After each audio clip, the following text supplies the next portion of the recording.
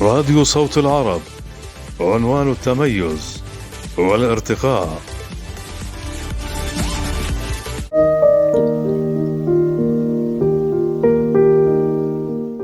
متابعينا الأفاضل، مستمعي راديو صوت العرب، كل التحيات والترحيب بحضراتكم.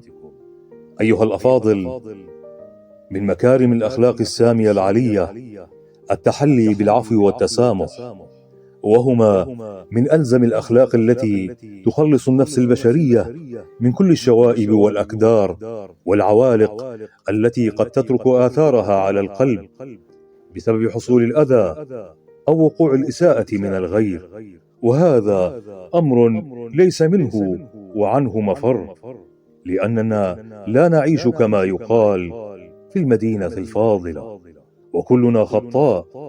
لذلك يجب علينا لزاما أن نلجم أنفسنا ونكبح جماح قلوبنا بخلق وأخلاق التسامح والعفو.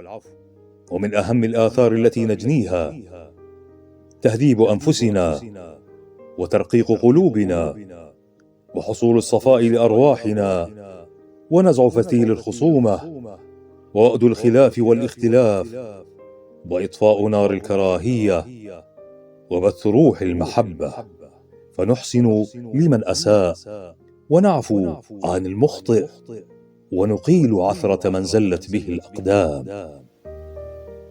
وليعفوا وليصفحوا، ألا تحبون أن يغفر الله لكم؟